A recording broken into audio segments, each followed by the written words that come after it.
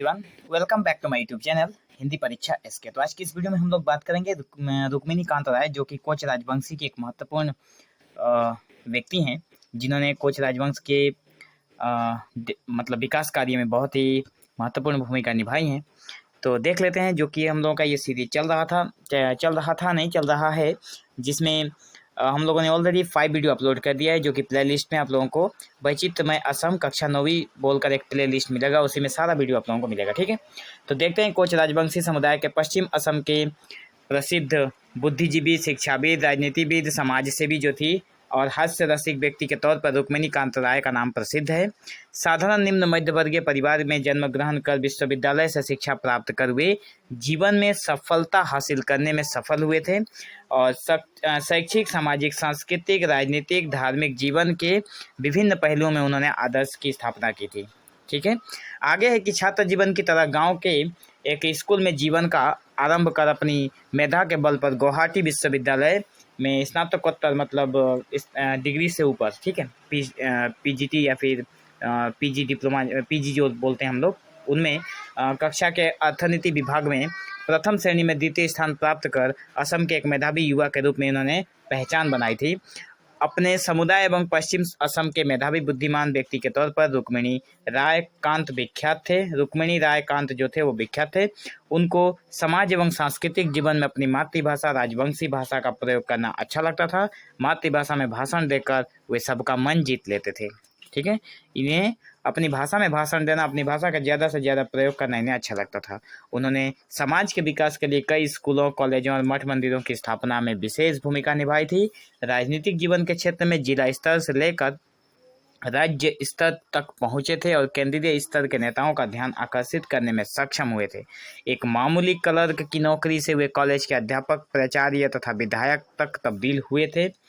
ये भी विधायक बने थे। ठीक है, एक दक्ष फुटबॉल खिलाड़ी के रूप में प्रशंसा प्राप्त करने के साथ ही जीवन के अंतिम उम्र तक एक धार्मिक वक्ता के तौर पर भी उन्होंने अपनी पहचान बनाई थी।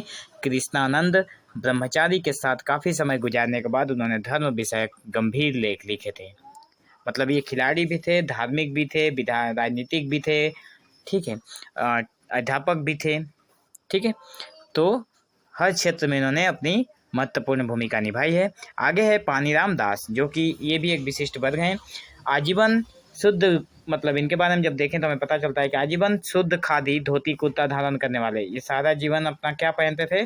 खादी, धोती और कुर्ता।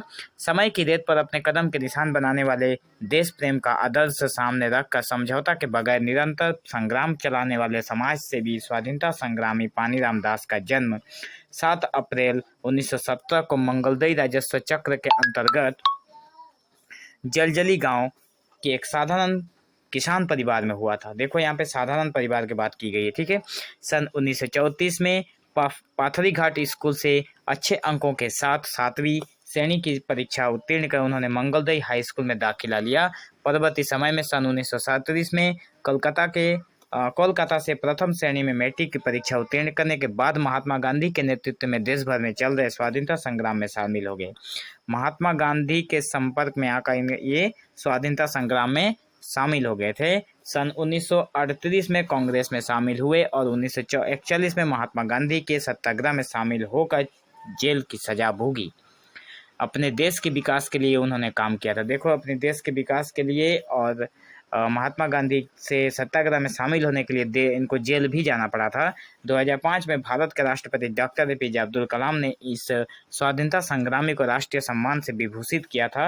उसी साल भारतीय सेना की तरफ से ऐतिहासिक पथरू घाट में आयोजित कृषक शहीद दिवस में उनको खादी धारी सेनाध्यक्ष द जनरल इन खादी उपाधि से सम्मानित किया गया था।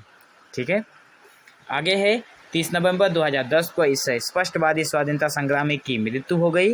देश की सेवा की स्वीकृति के तौर पर भारतीय सेना के 65 नंबर फील्ड रेजिमेंट ने सैनिक सम्मान के साथ उनकी अंतिम विदाई की और असम पुलिस ने भी गोले दाग कर उनके प्रति राष्ट्रीय मर्यादा के साथ अंतिम सम्मान व्यक्त किया था। तो ये रहा हमारा वो चैप्टर कोच राजवंशी, जो कि बहुत ही महत्वपूर्ण है एग्जाम के दृष्टिकोण से। नीचे कुछ प्रश्न दिए गए हैं जिसका उत्तर आप लोग इस चैप्टर के सारे वीडियो अगर देख लेते हैं तो आप लोगों को इन सारे क्वेश्चन का आंसर खुद मिल जाएगा। तो पहला क्वेश्चन है कोच राजवंशी लोगों का धर्म क्या है।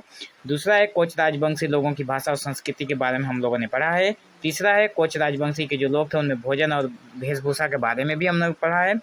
उसके बाद है कोच राजवंशी लोगों के गीत संगीत के भी बारे में भी पढ़ा है। और संक्षेप में टिप्पणी लिखने को कहा गया है, जिनमें से जननेता शरद चंद्र सिंह, अंबिका राय चौधरी, अरुण कुमार राय, रुक्मिणी कांत राय और दुरंत तरुण पानीराम दास। ठीक है, दुरंत तरुण मतलब पानीराम दास को ही दुरंत तरुण भी कहा जाता था। ठीक, तो आप लोग यहाँ से जो टिप्पणी है वो आप लोग यहाँ से ऊपर से देख कर आप लोग अगर चाहें तो छोटा आंसर यहाँ से बना सकते हैं। ठीक है, तो अब बाकी इस चैप्टर में कुछ नहीं है, बाकी एक नया चैप्टर हम लोग नेक्स्ट में देखेंगे।